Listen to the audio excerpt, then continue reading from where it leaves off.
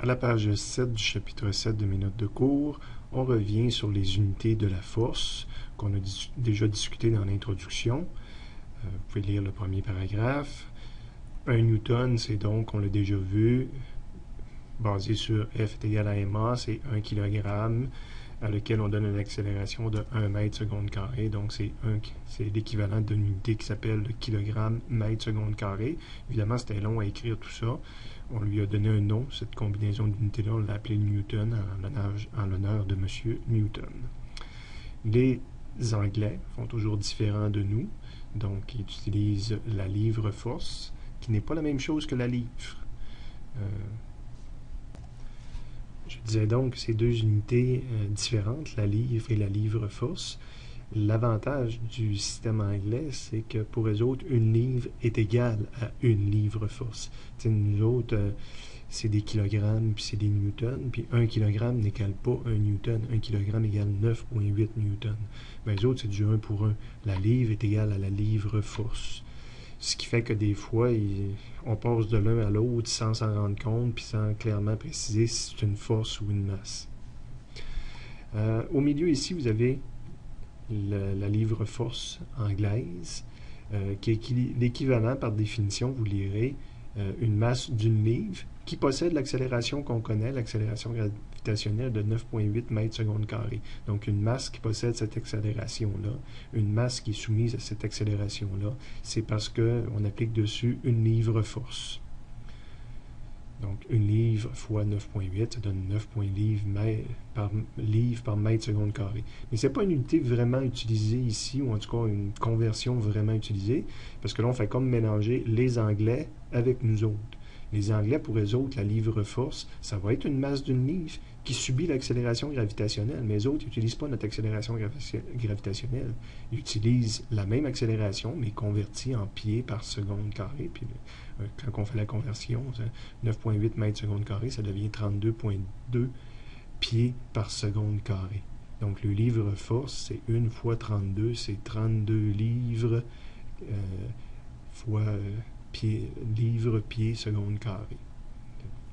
Bon, c'est pas extrêmement pertinent de retenir ça par cœur. On ne l'utilise pas si souvent que ça, mais au besoin, là, on peut retrouver ces facteurs de conversion-là. Ce qui est plus intéressant, par exemple, c'est de savoir et être capable de passer de notre 9.8 très connu au 32.2 américain. Là. Cette partie-là est beaucoup plus pertinente. Là. Pas encore une fois à savoir par cœur, mais être capable de la retrouver. On fait le premier exemple, qui va être tout simplement une conversion pour commencer, sachant qu'une masse de 1 kg correspond approximativement à une masse de 2,2 livres. C'est quelque chose qu'on connaît relativement bien actuellement.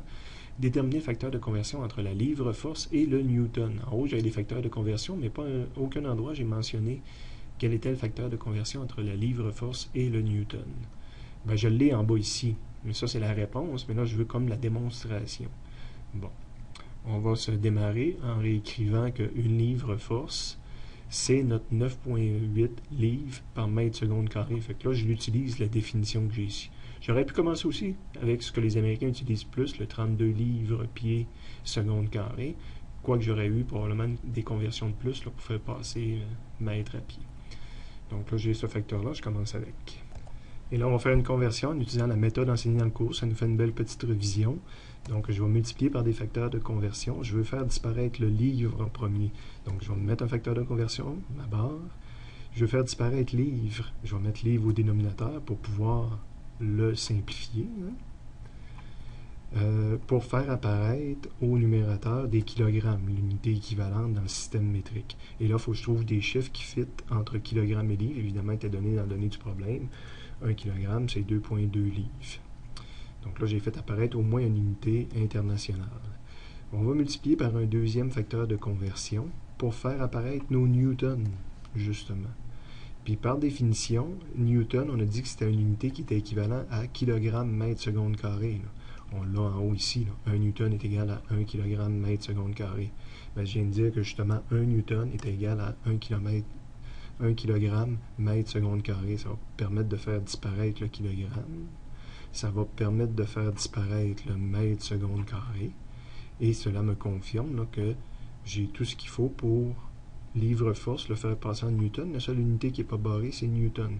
Fait que je m'envoie sur une calculatrice, je fais 9.8 divisé par 2.2, le reste c'est tout des 1, et ça me donne une valeur qui est quand même parfois connue, le 4.45 newton.